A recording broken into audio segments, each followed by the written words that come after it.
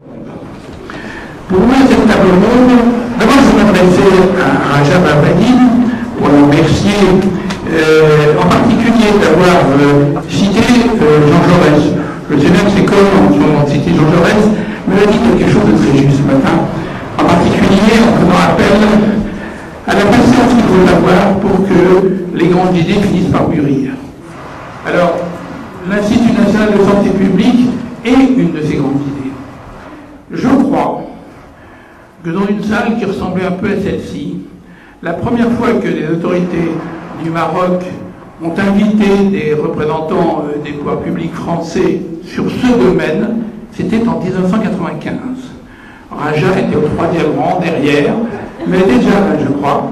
Et effectivement, les responsables du ministère de la Santé avaient invité le directeur général de la Santé de France, ainsi que le directeur de l'Agence du médicament. Novembre 95.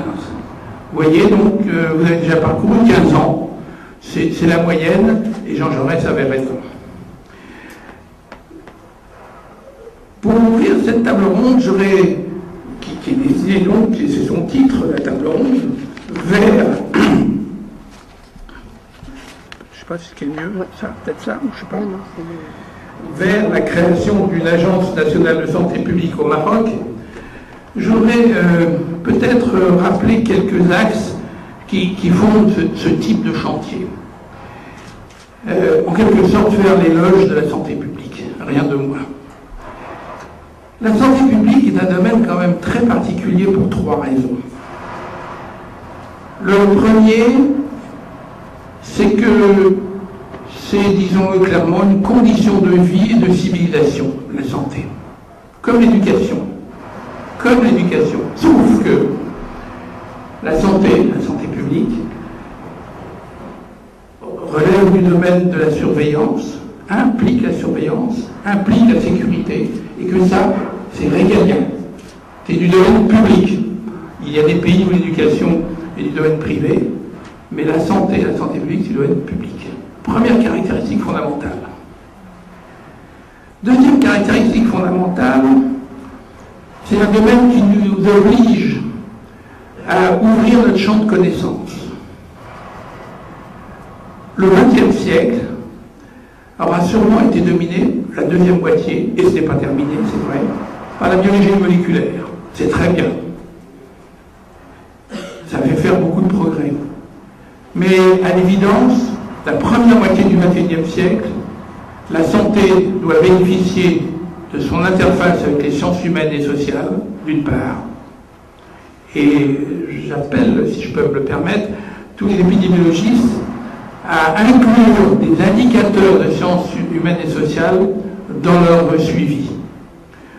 Anecdote, petit exemple, des projets de cohorte dans le chantier d'avenir, l'investissement d'avenir à Paris, dont vous avez probablement entendu parler, viennent de se faire retoquer pour ne pas avoir inclus sur un sujet qui est l'alimentation et la nutrition, des facteurs de sciences humaines et sociales.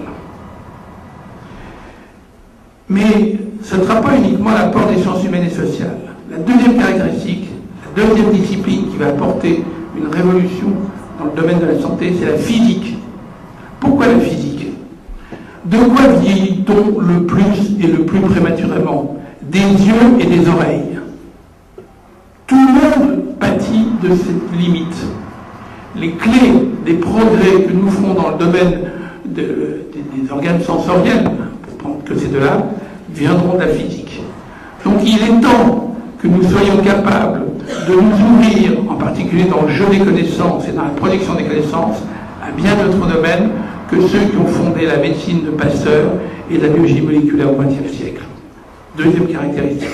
Connaissez-vous beaucoup de champs de pensée qui obligent une telle ouverture de connaissances? Troisième caractéristique de la santé publique. Connaissez-vous un domaine où l'intérêt général et l'intérêt économique sont si directement confrontés? Et connaissez-vous un domaine où les responsabilités de puissance publique sont directement confrontées, comme pour le médicament par exemple, et comme vous le savez, nous savons de quoi nous parlons en ce moment en France, aux intérêts économiques?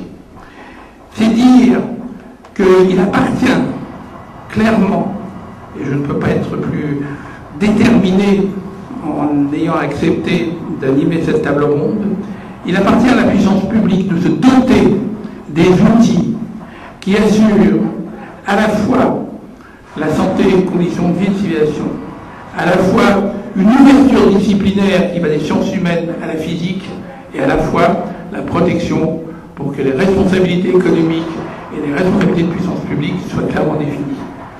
Connaissez-vous un sujet plus politique que celui-là?